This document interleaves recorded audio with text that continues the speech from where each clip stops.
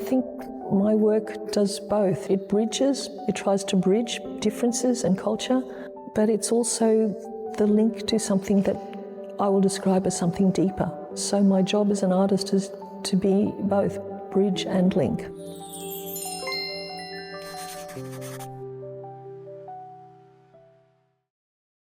Hi Chengdu, my name is Lindy Lee and I'm an Australian Chinese artist who has travelled to do a special exhibition at A4 Museum, and the museum's title is The Myriad Stars Between Myriad Worlds.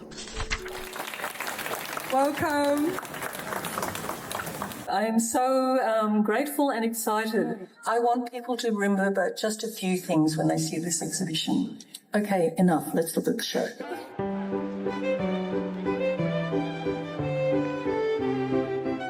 I came to China last November. Coming to Chengdu has an even better, even deeper meaning. Playfully, people have described to me that Chengdu is the most chill city in the world, and it has been most chill for like 2,000 years.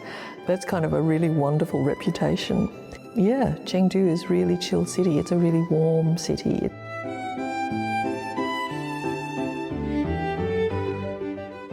And I would like you to feel very welcome to my new show at A4 Museum in Chengdu. I hope you come and join me. Yeah, I made a lot of new work for this exhibition. This one here, No Shadows Touch. I have been dreaming of making this work for maybe 5 years, at least, actually. But this exhibition gave me the opportunity to make it, so that is really very new, and I love its position because it feels like a time tunnel. Around the corner, I've made some new fire and rain works because I use a lot of the elements of nature to use my work.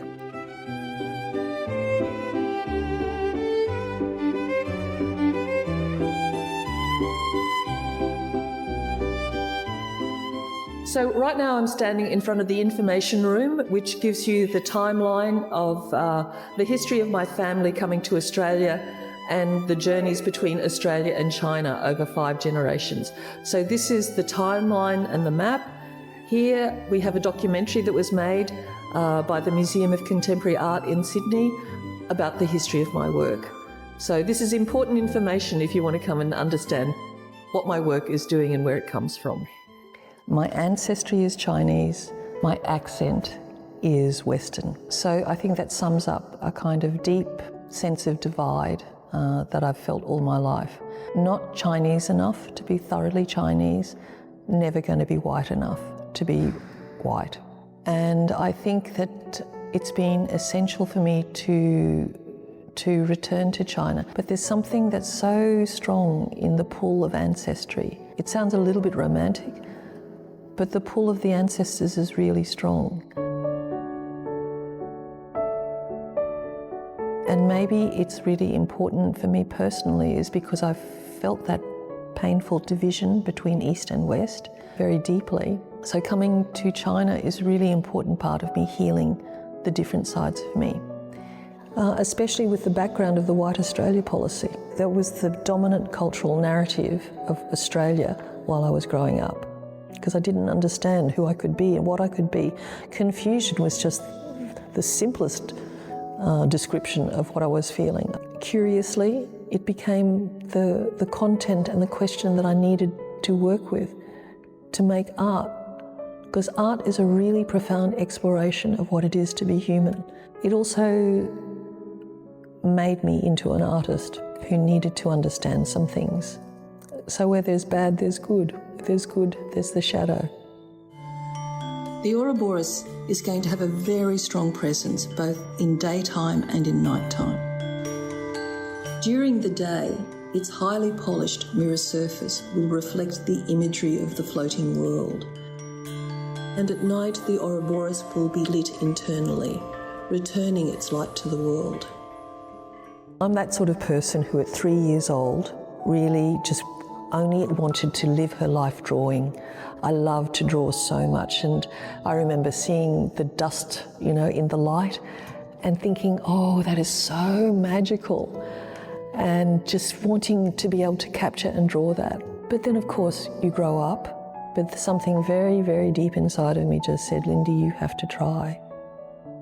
And even if you fail, it is better that you fail, because I really thought I would fail. Anyway, I had the idea that I could never be an artist, but I could do something like, I could do graphic design. That seems reasonable, it's sort of creative and it could give you a living. But I tried that and I hated it. Then I thought, okay, I will become an art teacher. Teaching is a good job, it's a steady job, and my parents will like that. But then I hated that too, because it wasn't true to me. So I actually ended up being a cleaner for 10 years, cleaning other people's houses, factories, offices. Eventually I ended up teaching, but it was teaching at university, which is a very different, because each student wanted to be there. So I am pretending to do something really important. When I was teaching, and I was head of painting studio for a little while, it wasn't so much that I wanted students to copy Chinese painting or anything like that, but there was an expressive traditional Chinese painting that I wanted students to explore, and that was just throwing ink. Just playing with the materials, trying to understand space in a particular way, which was a non-Western way. I would sometimes just throw them different ways of being and looking and working and being creative in the world. Because sometimes people come with the idea that you have to draw perfectly in order to be, well, that's a skill, that's a talent, but that doesn't mean you're an artist. An artist comes from your heart. An artist comes from the questions that are in your heart that you want to engage with. For whatever reasons, the National Gallery of Australia, which is the primary museum, for some reason they bought art from my first show. So that kind of allowed me to at least ease the self-criticism and the doubt enough for me to continue.